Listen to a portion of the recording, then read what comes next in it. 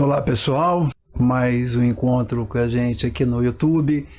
Esses programas que a gente vai fazer pelo menos quinzenalmente, às quartas-feiras à noite, para a gente divulgar alguns temas. Essa semana fiz uma enquete ali na rede social perguntando para vocês o que vocês gostariam mais de ver, e disparado, primeira colocação, o exame abdominal. Então, dentro dos exames abdominais, a gente tem muita coisa, muita informação sobre o exame abdominal, e a gente queria começar por esse exame que está agora bem badalado, que é essa investigação de síndromes compressivas venosas. Essas síndromes compressivas venosas abdominais, elas tomaram uma importância muito grande porque, ao longo do tempo, a facilidade de investigação dessas síndromes fez com que também aumentasse muito a quantidade de intervenção nesses casos, nessas patologias, ou às vezes até em condições que não são patológicas. De qualquer forma, algumas dessas síndromes compressivas estão associadas também a um regime de hipertensão venosa pélvica, que não vai ser especificamente o tema dessa aula, mas a gente vai tocar nesse assunto, já que a manifestação clínica mais evidente, no caso da compressão e da dilatação das veias gonadais e eventualmente a compressão da veia renal, são as varizes pélvicas, e também um pouquinho vamos falar sobre a compressão da veia ilíaca comum esquerda também, a mais comum delas, especificamente para a pesquisa de May-Turner e Cockett. Mas eu queria deixar bem claro que esses encontros que a gente faz aqui no YouTube, eles saem um pouquinho do escopo daquilo que a gente ensina nos cursos tradicionais. A ideia aqui é fazer uma discussão mesmo, expondo a parte prática que a gente faz no dia a dia, aquilo que sai um pouquinho fora do padrão dos livros, mas que é o que a gente consegue fazer no dia a dia. Como que a gente faz esses exames, quais os macetinhos que a gente usa, quais as estratégias que a gente usa para poder obter um resultado adequado de diagnóstico. Então a ideia aqui nessa apresentação é fazer um grande apanhado com imagens bem eloquentes e algumas dicas, e eu deixo vocês bastante à vontade para que façam alguma pergunta no chat. Quando terminar a apresentação, eu vou olhar as perguntas, ver se tem alguma pergunta, e a gente vai respondendo se eu for capaz disso. Então aqui nós temos a proposta dessa aula é fazer dicas no diagnóstico ecográfico das compressões venosas abdômino-pélvicas. Esse é o tema da nossa apresentação. Então, quem não me conhece, eu sou Robson Barbosa de Miranda, eu sou angiologista, ecografista e cirurgião vascular. A minha formação primária é em cirurgia vascular, em angiologia, e desde 1995 eu estou dedicado também à ecografia vascular com Doppler, e fiz parte toda essa evolução do Doppler, que ele era um método meramente diagnóstico e hoje passou a ser um método terapêutico também, quer dizer, um instrumento da terapêutica vascular. Então, seguindo essa orientação, nós tentamos o máximo incorporar o Doppler no dia a dia do cirurgião vascular e do angiologista.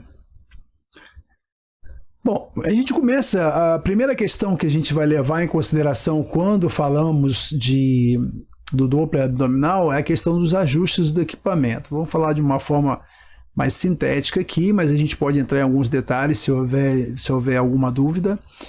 Uma pergunta que o pessoal faz muito é com relação ao preparo, o jejum. Qual é o tempo de jejum?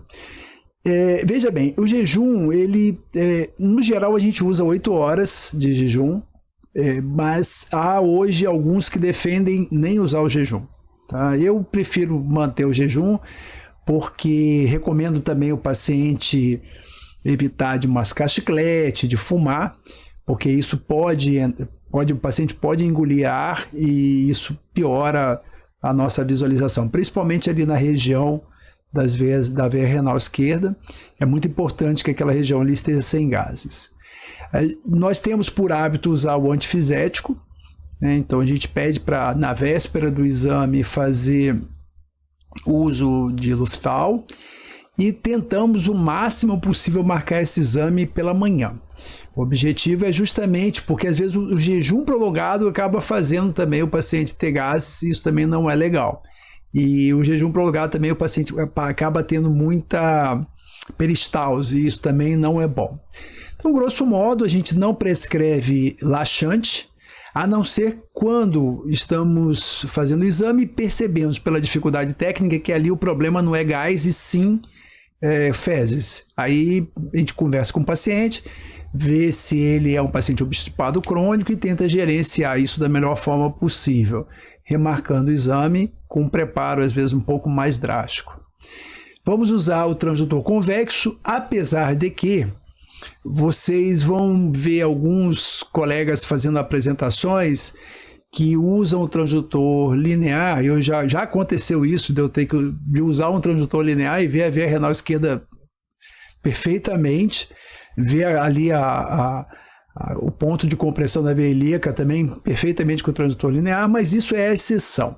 A regra é a gente usar um transdutor convexo, um transdutor de baixa frequência, de preferência com uma frequência aproximada ali de 3 MHz, podendo variar de 2 a 5 MHz, dependendo do equipamento que você tem.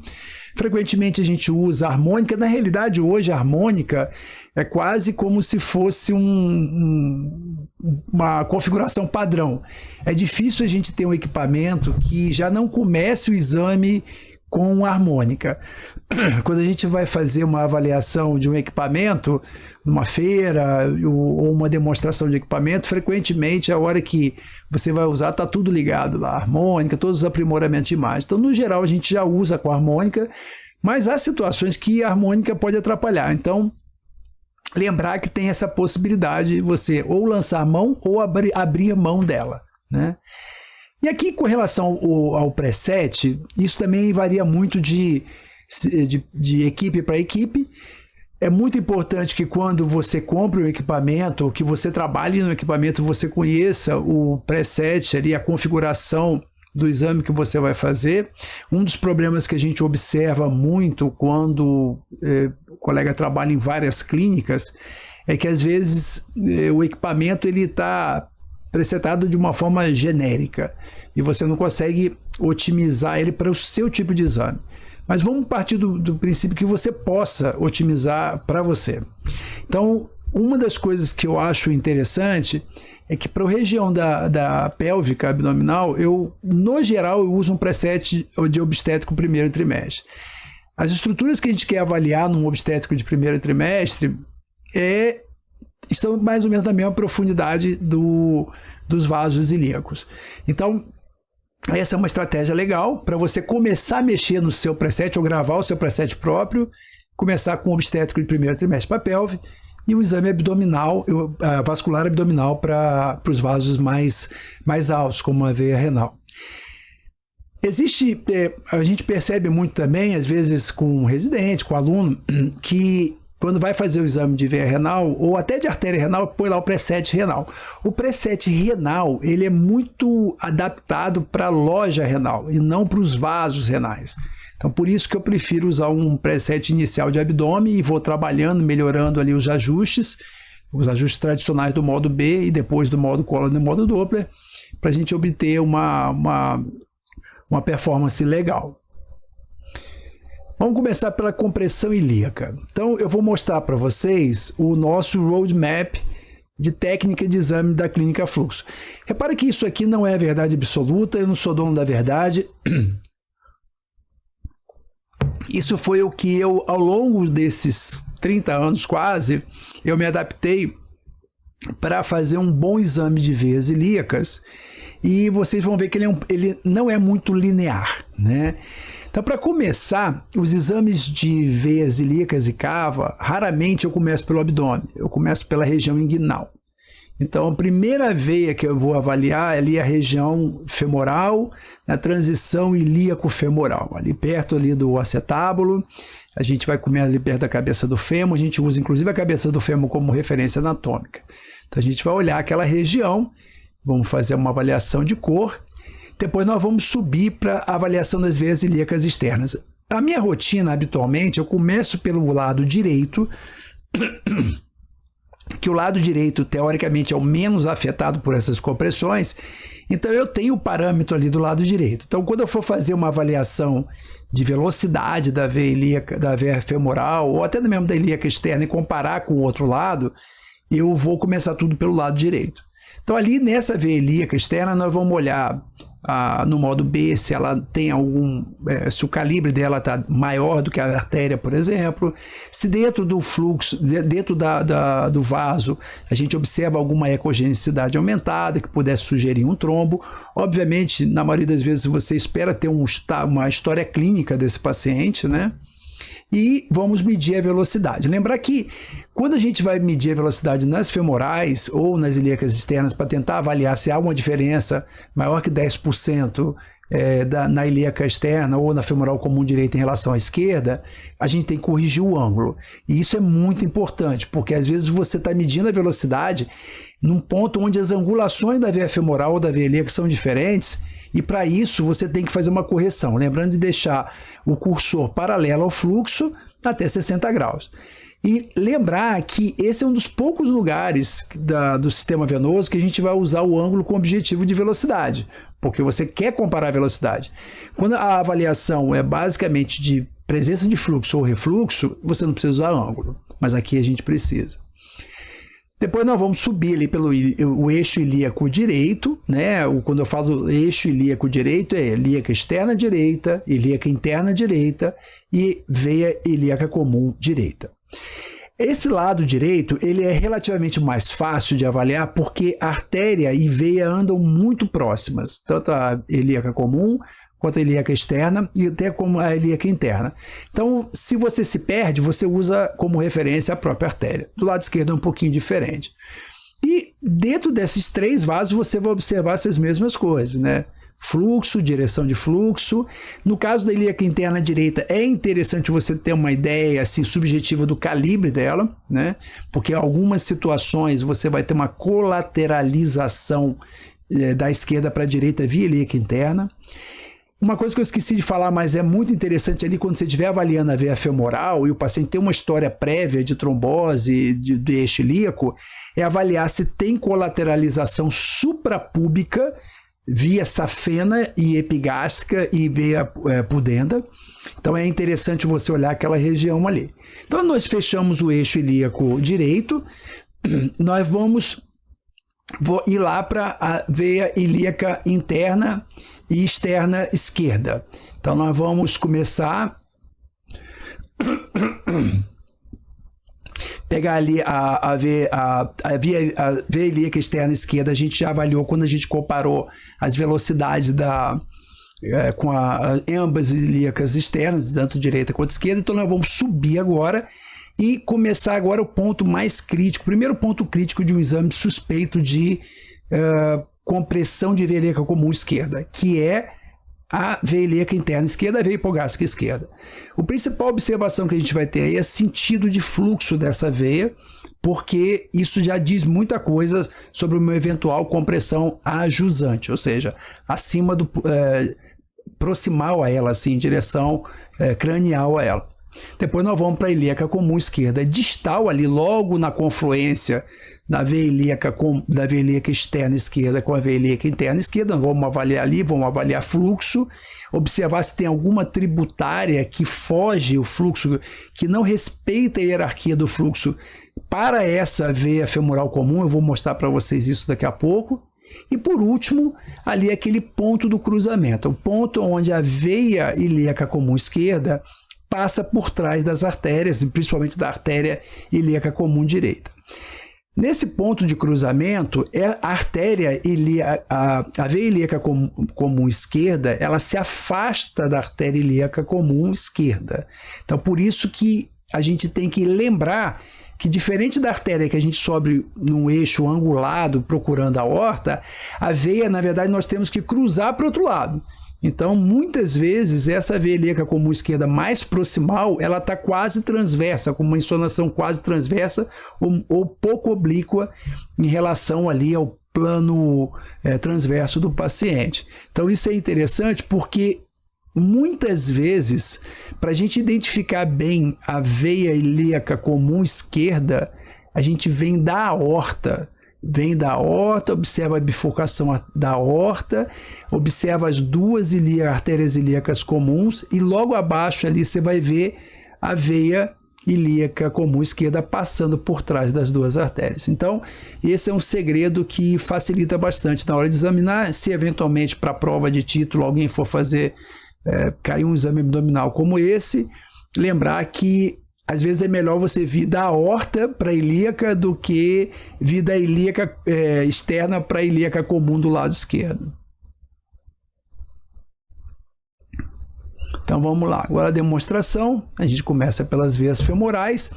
E nas veias femorais existem algumas informações que são bem interessantes. Repara aqui, essa aqui é uma veia femoral que a gente nota uma quebra da hierarquia do fluxo venoso. Tá? Então, o que a gente está falando aqui? Veia femoral comum, ela vem, repare aqui o mapa de cores, ela vem respeitando a hierarquia do fluxo. À medida que chega próximo aqui aonde há uma obstrução, eu sei que há uma obstrução aqui porque eu fiz o exame dessa paciente, a gente observa que a veia circunflexa femoral medial, que deveria estar com o fluxo em azul, ou seja, em sentido da veia femoral, para desaguar na veia femoral, ela já está invertida. E essa inversão, dependendo de como está o seu equipamento de ultrassom, ela pode estar invertida essa cor e você achar que ela está normal, né? Ou independente da insonação, de como você está insonando o transdutor, ela pode aparecer em azul e não ser normal esse azul. E essa safena magna, a crosta da safena que parece estar normal aqui, porque ela está em azul, na verdade ela também não está respeitando a hierarquia de fluxo e o fluxo está fugal em relação à veia femoral. Ou seja, o fluxo vem pela veia femoral, desvia pela circunflexa femoral medial, que vai conectar lá com a veia obturatória, e desvia também pela safena magna, que segue aqui pela veia epigástrica inferior. Então, aqui já fala muito do que você vai encontrar a jusante. Então, uma imagem como essa, mesmo que você não tivesse uma obstrução da veia femoral aqui, você já pode inferir que provavelmente é uma estenose grave ou uma obstrução da veia ilíaca externa. Vamos para as ilíacas externas agora. Nas ilíacas externas, nós vamos avaliar o fluxo. Então, aqui a veia ilíaca externa esquerda.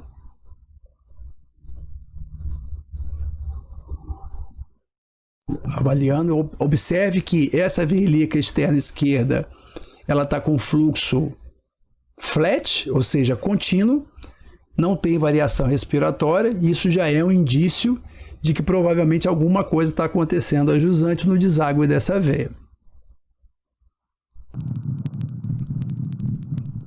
Repare o fluxo, bem flat, não tem variação respiratória. E vamos agora para o eixo ilíaco direito e ver a cava inferior direito. Então, olha aqui essa imagem que é bastante interessante também, que às vezes causa alguma confusão.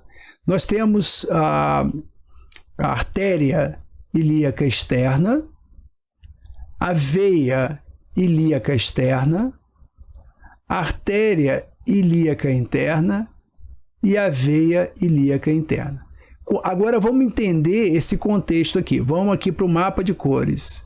No mapa de cores, lembrando que nós estamos respeitando aqui o parâmetro de o cranial fica à esquerda, então essa artéria que essa veia que foge do transdutor, ela está se afastando do transdutor, esse fluxo que está se afastando do transdutor, ele tem que estar com a imagem em azul. A artéria está aproximando do transdutor, então um vetor positivo em relação ao transdutor, ela está vermelha. Porém, a artéria ilíaca interna, ela está se afastando do transdutor, então ela está fugindo, o fluxo está fugindo do transdutor, está em azul, assim como essa artéria, assim como essa veia hipogástrica, que a gente, pelo conceito de que a gente tem que documentar a veia em azul, aqui não está documentado dessa forma, porque é uma questão óbvia, né? O fluxo está indo em direção à superfície, ou seja, um vetor positivo em relação ao transdutor, e por isso ela vai estar documentada em vermelho. Como é que a gente faz isso na hora de documentar?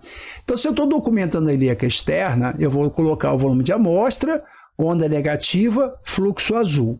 Quando eu for documentar a veia ilíaca interna, a veia hipogástrica, eu vou inverter as cores. Aí eu inverto as cores e o vaso de interesse eu vou transformar ele em azul, e aí a ilíaca externa vai ficar em vermelho, e o fluxo negativo também na ilíaca interna, que está com o fluxo normal.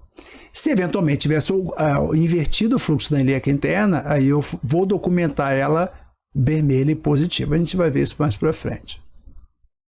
Então aqui nós temos, a veia cava inferior, e a veia cava inferior tem esse padrão de fluxo aí, que ela é meio variável, né?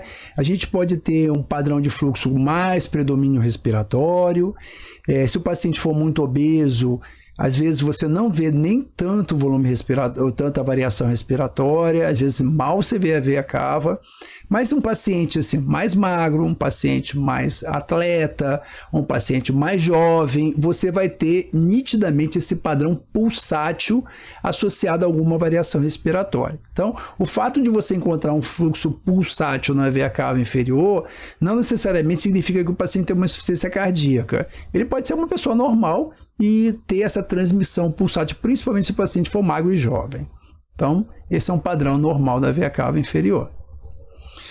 Agora, nosso ponto de interesse inicial dentro dessa pesquisa de compressão é a veia ilíaca interna esquerda, porque ela te dá muita informação do deságue da veia ilíaca comum. Então, vamos lá. Repare esse exame aqui, esse exame é bem interessante. Então, nós temos aqui, nós mudamos a posição do transdutor. Então, aquele primeiro, eu estava com o transdutor sendo avaliado de forma do distal para o proximal. Aqui eu estou vindo do proximal para o distal. Eu estou ensonando como se eu estivesse olhando de cima para baixo essa veia. O que a gente vê aqui? Nós vemos essa veia azul é a veia ilíaca comum. Essa veia em vermelho é a hipogástrica, e essa arterinha aqui é a artéria hipogástrica. Então, para começar, o que está estranho aqui? Está estranho é que essa veia hipogástrica, nessas condições, ela deveria estar em azul, porque ela deveria estar se aproximando do transdutor, com o vetor de aproximação do transdutor. Só que não, ela está com fluxo fugindo do transdutor, assim como a artéria. Então aqui não é a artéria que está invertida, e sim, que eventualmente pode acontecer no caso de uma oclusão da artéria ilíaca comum, mas sim a veia que está com fluxo invertido. E quando a gente olha aqui embaixo a imagem dessa mesma paciente, você vê a artéria ilíaca comum esquerda, a gente vê a artéria ilíaca comum direita comprimindo a veia ilíaca comum esquerda. Então, essa imagem que a gente vê aqui embaixo é uma imagem muito sugestiva de compressão da veia ilíaca comum esquerda pela artéria ilíaca comum direita. Então, você tem duas situações aqui muito claras. Você vê uma inversão da hipogástrica e você vê uma compressão nítida. Veja bem, gente, essa imagem de compressão aqui, ela é muito eloquente. A gente tem que valorizar a imagem, não ficar só preocupado em velocidade, porque a imagem, ela fala muito, e às vezes a velocidade, a compressão é tão intensa que você não consegue pegar um aumento de velocidade, só vê uma obstrução dessa artéria propriamente dita. Mas o que eu queria chamar a atenção para vocês é que eu estava fazendo o exame dessa paciente em decúbito dorsal. Então, repare que ela está no decúbito dorsal na minha maca, uma paciente muito jovem, ela tinha efetivamente uma insuficiência da junção safena-femoral com uma acessória anterior insuficiente. Como era muito jovem, com predomínio de varizes no membro inferior esquerdo, eu fui fazer esse exame de ilíaca, cava ilíaca. Ela é filha de um médico e tudo mais, então assim, eu explorei em detalhes essa paciente. Quando eu vi essa imagem, eu falei, caramba, só falta essa agora, ter que indicar um tratamento endovascular para uma paciente com 20 anos de idade, só porque ela tem essa imagem, uma variz ali que podia ser justificado só pela uma insuficiência da junção, né? Mas o fato é que tinha isso. Mas, ao mesmo tempo, a paciente magra, jovem, e estava no decúbito dorsal. Eu falei, vamos fazer uma modificação aqui, nós vamos fazer uma avaliação com essa paciente em posição semifletida. Você pode fazer também com o paciente deitado, ou sentado, se você quiser. Então, repare que quando ela está deitada, decúbito dorsal normal, observe que eu documentei essa veia hipogástrica com fluxo positivo, assim como a artéria. Eu botei na artéria e na veia para vocês verem que ambas têm fluxo indo em direção à pelve, quando essa deveria estar invertida. Então, documentamos, ok, até aí agora é um cocket. Aí eu fiz o seguinte, eu falei, vamos colocar essa paciente numa posição semifletida, peguei a maca, elevei a cabeceira da maca, e olha o que acontece. Aquela inversão de fluxo que a gente via com o paciente decúbito dorsal, ela desaparece. A veia hipogástrica começa, aqui gente cortou aqui o mapa de cores, mas dá para entender pela artéria, pela veia. Então a artéria está em azul, a veia ilíaca externa em vermelho, a hipogástrica em azul e a artéria hipogástrica em vermelho. Ou seja, quando a gente vai lá para a região da compressão, a gente vê o quê? A veia ilíaca comum esquerda, a artéria ilíaca comum direita e aquela imagem que nós tínhamos de uma veia completamente achatada por uma artéria, ela desaparece. A paciente, ela tem um falso positivo para uma síndrome de May-Turner. Então, o fato dela ter mudado a posição fez com que liberasse aquela compressão. O fato dela estar deitada completamente muda a posição da coluna, de forma que há uma tendência de empurrar a veia para cima, e isso faz com que a veia seja comprimida pela artéria. Você tira essa posição, desaparece a inversão do fluxo e a compressão.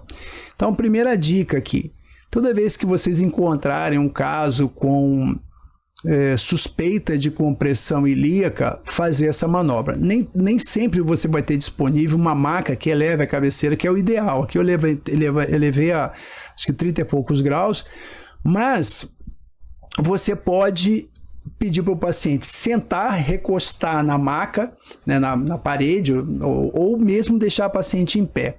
Isso vale tanto para a veia ilíaca como para a veia renal. Se bem que na veia renal a gente dá preferência a fazer um decúbito lateral, mas vale a pena testar nas duas formas. Então, lembrar sempre disso, porque se essa paciente vai para uma angiorressonância, a angiorressonância ou angiotomografia é feita com o paciente decúbito dorsal.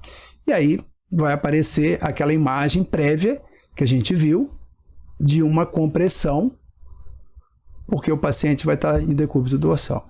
Então, lembrar que a gente, com o ultrassom Doppler, tem a capacidade de mudar e perceber que isso aqui é uma questão fisiológica e não uma questão patológica. Repare que agora o fluxo que estava positivo se tornou negativo e diferente da artéria hipogástrica, comprovando que desapareceu a compressão proximal. Com relação à veia ilíaca comum esquerda, olha que imagem interessantíssima essa aqui. Aqui nós estamos com o mapa de cores aqui do lado, a gente observa o seguinte, a gente está vendo pouco fluxo, inclusive, na veia ilíaca comum. Agora apareceu um pouquinho, a gente está vendo aí a artéria hipogástrica passando, meio que por cima ali da veia, e a gente vê a veia ilíaca interna esquerda com fluxo invertido, e além da artéria ilíaca, da veia ilíaca interna esquerda com fluxo invertido, nós temos uma outra tributária aqui com fluxo invertido. Ou seja, ambas estão desrespeitando a hierarquia normal do fluxo. Usando esse mapa de cores que a gente tem aqui, e veja que o PRF está bem baixo, esse fluxo ele deveria estar... Essa tributária não devia estar nem aparecendo, e esse fluxo na ilíaca interna deveria estar em azul. Repare que ela está na mesma direção da artéria hipogástrica. Tá? Então, isso aqui é uma situação que chama bastante atenção quando a gente está investigando esse setor. Aí a gente vai fazer agora um detalhamento daquele cruzamento, que alguns chamam até de ponto de Cocket, né? Então, o ponto onde a veia ilíaca comum esquerda passa ali por trás da bifurcação da aorta, principalmente atrás da artéria ilíaca comum direita. Então, a gente vem da aorta. Repare que eu estou vindo em direção à bifurcação da aorta, já bifurcou, e aí agora por baixo dessas duas veinhas começa a aparecer a veia ilíaca comum esquerda em azul. Repare que está difícil de ver aqui, porque provavelmente essa veia deve estar bastante comprimida, porque a gente não consegue ver ela nitidamente passando aqui por trás dessas duas artérias. Tem um filetinho aqui, então isso é um sinal que preocupa a gente. Aqui é o segmento mais distal dela, né? Então aqui parece ter uma compressão significativa. Essa é uma outra imagem mostrando com detalhes uma confluência das veias ilíacas normal, né? Tem uma confluência normal. Um detalhe bem bonito, né? Mostrando a veia ilíaca como esquerda mais distal, ela fazendo aquela curva para cruzar para o lado direito, ela passa aqui meio que paralela e um pouquinho oblíqua em relação à artéria ilíaca comum esquerda, passa imediatamente por trás da veia ilíaca comum direita e conflui com a veia ilíaca comum direita, formando daí para cima a cava. Então uma imagem como essa deixa a gente bastante tranquilo. Ai, Robson, como é difícil pegar a velocidade nesse momento. É horrível. A gente basear o diagnóstico de May-Turner em velocidade, índice sistólico, é bem documentado, mas não é muito fácil. É fácil no livro, é fácil no artigo científico, mas na prática é muito complicado. A gente tem, principalmente quando ela está comprimida, a gente tem uma área muito pequena, uma secção transversa muito pequena para poder avaliar o fluxo naquela região, e você tem que medir antes. Então a gente geralmente faz uma medida da velocidade nesse ponto, aqui nesse ponto ascendente, corrigindo o ângulo. Gente, lembra, a gente tem que corrigir o ângulo. Então aqui, por exemplo, eu colocaria, deixa eu ver se eu consigo pegar a canetinha aqui, eu colocaria o cursor com esse ângulo aqui, então eu colocaria aqui o volume de amostra, mas em compensação, aqui eu tenho que colocar o cursor desse jeito, provavelmente um ângulo diferente, um ângulo menos agudo do que esse de cá, melhor, mais agudo até do que o de cá. Então você não pode medir com o mesmo ângulo do cursor em relação ao fecho do Doppler, 60 graus, trava em 60 graus aqui, trava em 60 graus ali. Não, não pode. Você tem que corrigir esse ângulo e aí sim você tirar o índice sistólico baseado, quer dizer, medir a velocidade no ponto de compressão em relação ao segmento pré-compressão, e aí você vai, se tiver um índice maior que 2,5, sugere a compressão hemodinamicamente significativa desse segmento aqui, tá bom? Pausinha aqui só para lembrar para vocês duas coisas. Uma é o Clube do Doppler, então é o nosso site, o Clube do Doppler, que originalmente, há mais de 10 anos atrás, foi inaugurado lá no Facebook, mas como o Facebook foi caindo a frequência, apesar de nós termos lá mais de 2.500 pessoas, ainda tem alguma atividade, mas caiu bastante. E para a gente não ficar na dependência de uma moda, de uma rede social, nós optamos por fazer com a nossa própria rede social. Então não é uma rede social invasiva que fica mandando toda hora mensagem para você, a não ser que você queira. Eu até recomendo, porque a partir do momento que você tem informações novas, casos novos, eu posto alguma coisa, posto algum vídeo lá, você passa a ser avisado. Então quando você se cadastrar, tem uma opção, ele vai aparecer um pop-up e vai perguntar se você quer receber notificações, né? E você pode ter acesso lá, e lá ser um grupo de discussões. A gente pode, inclusive, ter uma área até para a gente negociar equipamento entre nós, como médicos, né? E a segunda coisa é assinar o nosso canal do YouTube aqui e seguir todo aquele roteiro, né? Então, assinar o canal, ativar as notificações, dar um joinha, fazer comentário, fazer pergunta por aqui. Esse canal está crescendo bastante e acaba sendo eu gosto muito do YouTube. Eu acho que aqui eu gosto muito mais do YouTube que qualquer outra rede social. Aqui a gente tem uma capacidade de passar informação relevante, né? Eu sei que tem muita porcaria, mas a gente tenta passar informação relevante. É um canal de comunicação bem interessante. Então vamos lá. Agora vamos falar um pouquinho de compressão renal, né? Então eu até coloquei esse subtítulo aí, muitos diagnósticos, poucas doenças, né? Isso é o que a gente vê muito. É difícil a gente pedir um exame de veia renal e não vir com principalmente tomografia e ressonância, e não vir com uma hipótese sugestiva de algum grau de compressão que não se pode afirmar adequadamente se é muito ou pouco. E sobra para a gente no Doppler, que eu continuo achando que é o melhor exame para fazer avaliação de compressões venosas abdominais, apesar de a gente ter muita coisa para ser descoberto, mas tem evoluído bastante esse ramo de compreensão e a gente tem conseguido oferecer informações valiosas com um exame muito menos invasivo.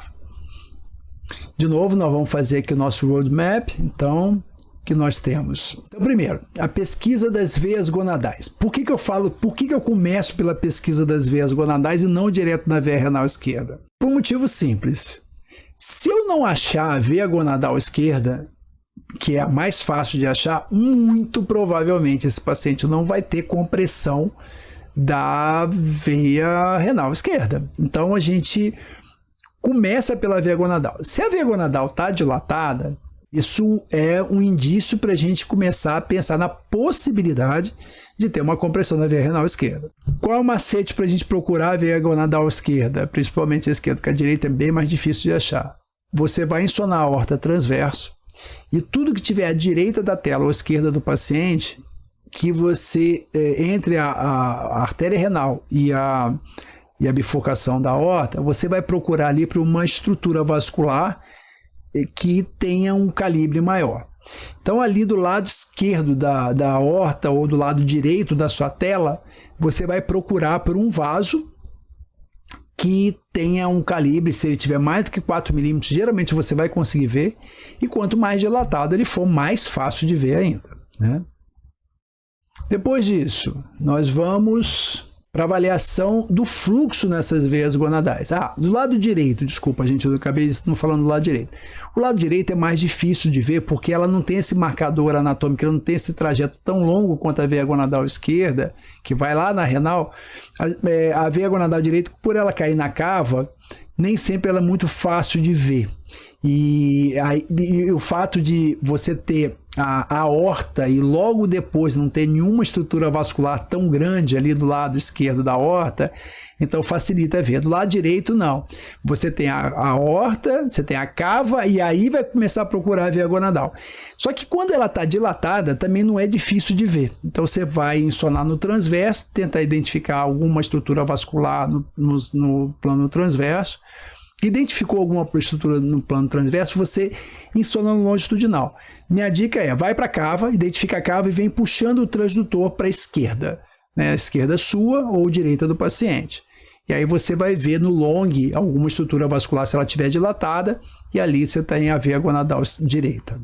Feito isso, nós vamos fazer o estudo da veia renal esquerda e aí no estudo da veia renal esquerda nós vamos avaliar todos aqueles parâmetros que vocês estão cansados de saber. Então, medir o diâmetro ali no pinçamento aorto-mesentérico, comparar com o diâmetro no hilo renal, medir a velocidade no ponto do pinçamento aorto-mesentérico, medir a velocidade no hilo renal e fazer as variações, se esses índices em torno de 4 a 5 sugerem a possibilidade de você ter uma compressão da veia renal esquerda. Depois disso, principalmente quando a gente identifica que ou tem um padrão bem sugestivo de compressão da veia renal esquerda ou uma dilatação da veia gonadal, e eu digo principalmente quando você encontra a dilatação da veia gonadal, porque nem sempre uma dilatação da veia gonadal é acompanhada de uma compressão da veia renal, diga-se passagem, na maioria das vezes não tem compressão da veia renal numa dilatação de uma veia gonadal, então você tem a possibilidade, com o transdutor convexo transabdominal, procurar varizes periuterinas, porque em algumas circunstâncias, essas varizes são tão grandes que você consegue ver transparietal, transabdominal, sem usar o endocavitário. Se você tem um endocavitário, melhor ainda. Se você tem habilidade, já tem alguma experiência com o endocavitário, perfeito. E aí a gente faz o Doppler endovaginal, porque você consegue detalhar melhor aquelas veias que são mais profundas, mais posteriores, aquelas veias que são de menor calibre, você consegue identificar melhor com o endocavitário do que com o exame transparietal. Então vamos lá, procurar as veias gonadais. A gente começa por aqui, e aí é aquilo que eu comentei com vocês. Repare que a gente tem aqui a aorta e a veia gonadal. Como toda veia, nós temos esse problema de medir diâmetro, né? Então, aqui você repare que é uma veia, ela fica uma aparência oblonga, então é mais complicado de você avaliar qual é o diâmetro real dela. O que eu faço normalmente? Se a gente fizesse uma angiotomo, uma angiorressonância, a imagem que apareceria para a gente seria a secção transversa, considerando que você teria o feixe vindo por aqui, mas também pelo lateral, mas o maior diâmetro você teria esse diâmetro lateral. Então, isso para ver a gente pode usar, em artéria a gente evita usar isso, né? Então, aqui nós temos um diâmetro antero-posterior de 0,8 e lateral de 0,92, tirando uma média aí vai dar um 0,8, 85 por aí. Bom, o fato é que essa veia está dilatada. E repare aqui, ó, a aorta, aqui é a mesentérica inferior, aorta, artéria mesentérica superior, e do lado direito da tela nós temos aqui a veia gonadal. Um macetinho que é bem interessante, que eu aprendi com os radiologistas, é assim: você procura o músculo psoas. Eu acho que ele está aqui, não está dinâmico esse exame, mas um lugar muito bom para você procurar a veia gonadal, principalmente lá à esquerda, é em cima do psoas. Então, geralmente ali é um ponto bem baixo dela. Se ela tiver dilatação, ela vai estar dilatada, ela fica deitadinha em cima do psoas. Então, é uma boa referência para você começar a procurar essa veia gonadal esquerda.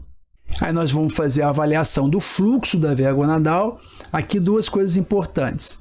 Primeira delas, o mapa de cor não tá aqui, minha cara está aqui, mas dá para ver o restinho daqui, ó, o que está afastando em azul, né? E repare que essa veia gonadal, o fluxo dela está crânio-caudal, ou seja, está descendente. E isso me faz ter certeza de que essa veia está insuficiente. Não dá para a gente fazer exame, não dá para fazer um valsalva legal, porque na hora que o paciente faz uma manobra de valsalva, essas veias saem todas da posição, fica muito difícil de avaliar. Então, o bom é quando a gente consegue perceber que essa veia ela tem um fluxo retrógrado espontâneo. Então isso é matador, né? Você faz o diagnóstico sem muito esforço. A gente documenta aquele fluxo positivo, mas essa imagem dinâmica do fluxo descendente da veia gonadal é muito eloquente também e te deixa bastante tranquilo para dizer que ela está insuficiente. Repare que agora foi o que eu fiz. Eu não estou dando muita bola para a velocidade, estou preocupado com o sentido do fluxo. E aí eu tenho uma veia gonadal esquerda no longitudinal, também um pouco oblíquo, mas no longitudinal, mostrando que o fluxo não está respeitando a hierarquia normal de um fluxo venoso, e essa paciente está deitada, ela está em decúbito dorsal, ela não está nem em pé. Então imagina que se ela ficar em posição ortostática, isso vai provavelmente até se intensificar. Vamos lá para a veia renal esquerda agora. E na veia renal esquerda, aquele padrão, então nós vamos subir pela aorta, identificar a artéria renal, identificar a artéria mesentérica, e logo abaixo ali a gente observa já a veia renal esquerda passando aqui nesse ponto. Tá? Agora com cor, repare que existe um certo grau de compressão, então nós vamos tentar da melhor forma possível identificar o ponto onde há a menor luz, mas de novo, se o paciente for magro, se você apertar um pouco mais o transdutor, você pode criar um nutcracker que não existe na realidade. Aí nós vamos fazer as medidas tanto do diâmetro, nesse ponto aqui, vamos imaginar que aqui fosse o ponto de menor calibre, vai lá no hilo, faz a avaliação, a gente vai fazer a relação de diâmetros, depois nós vamos fazer a relação de velocidades. Então repare que aqui nós temos 12 no hilo, com ângulo, que a gente está corrigindo o ângulo aqui, não aparece. Deixa eu ver onde que está o ângulo aqui. Do lado de cá está mais fácil, porque eu sobrepôs aqui, mas, por exemplo, no ponto do pensamento, eu estou usando um ângulo de 46. Aqui eu devo estar usando alguma coisa parecida com isso. De qualquer maneira, ela passou de 15, vamos botar 16 para 58. Então isso aqui não é maior que 5, então a gente fica tranquilo que apesar de parecer ter uma obstrução, uma compressão hemodinamicamente significativa, nem o índice a gente conseguiu respeitar para garantir que você tem ali uma compressão hemodinamicamente significativa, tá? Mas se a gente fizesse uma ressonância, uma tomografia desse paciente, muito provavelmente viria uma hipótese de algum grau de compressão que tem que ser correlacionado clinicamente. E por último, a gente, quando há disponibilidade, fazer um Doppler transvaginal. E esse Doppler transvaginal, o objetivo é isso aí. Então isso realmente para a gente, eu não sou ultrassonografista geral, não tenho formação em ultrassonografia geral, como eu trabalho dentro da radiologia no hospital, eu aproveito os ensinamentos de um colega que é radiologista. Sempre que posso, eu vou lá, vejo um pouquinho do Doppler transvaginal, pego umas dicas, vou vendo. E os pacientes que são meus, eu converso, até porque nem toda paciente que procura um vascular vai entender o contexto de você fazer um Doppler transvaginal. Mas a aceitação é bem tranquila, a gente explica bem. E aí a gente tem a oportunidade de fazer a medida do diâmetro das veias. E o interessante é que, na maioria das vezes, a paciente se convence melhor, né, de que você tem uma doença que pode ser responsável pelos sintomas tanto pélvicos quanto os sintomas dos membros inferiores, quando você mostra, principalmente na hora que a gente liga a cor, que você vê toda essa proliferação vascular venosa e anormal.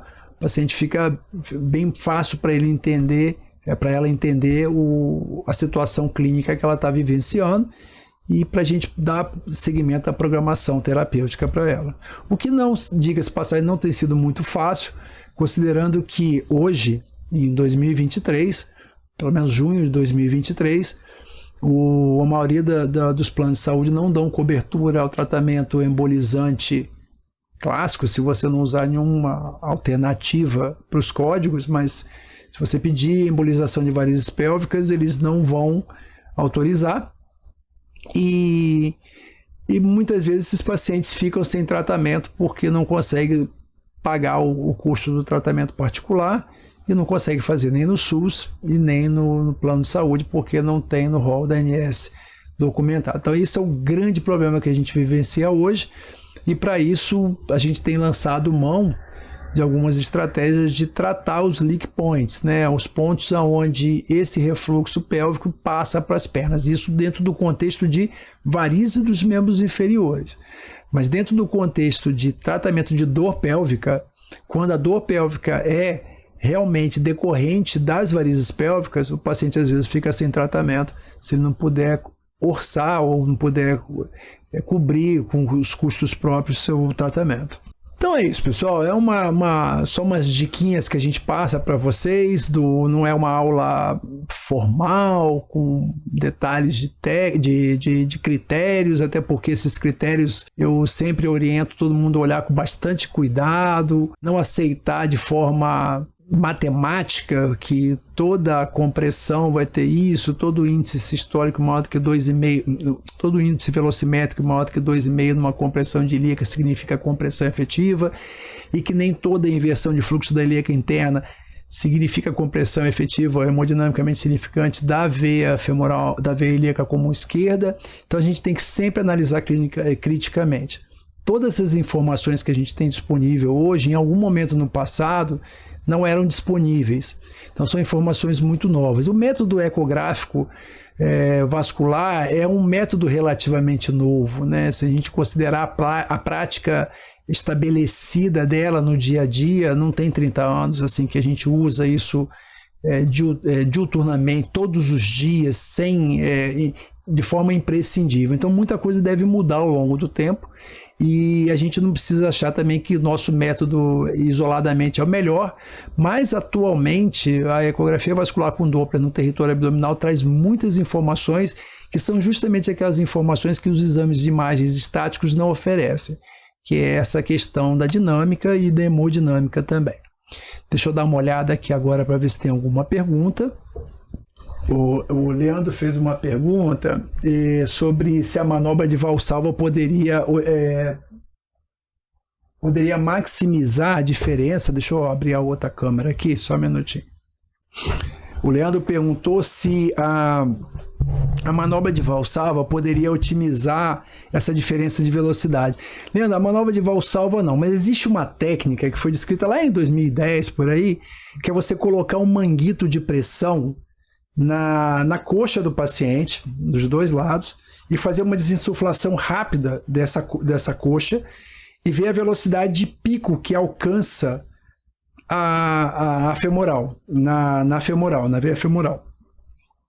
E você compararia a velocidade de pico de um lado para o outro. Eu não lembro de cabeça, eu até tirei isso dessa aula porque é um detalhe muito técnico, mas eu posso depois pesquisar, até colocar aqui embaixo a referência do artigo, que você, pela diferença de pico que ela alcançasse ali na veia femoral na desinsuflação rápida, poderia ser um indício de compressão da veia ilíaca ajusante, né, da veia ilíaca comum esquerda com essa manobra. Outra pergunta bem legal é se a presença de varicosidades em coxa dentro e fora da loja safena tem peso na suspeita de varizes pélvicas e você coloca a suspeita no laudo?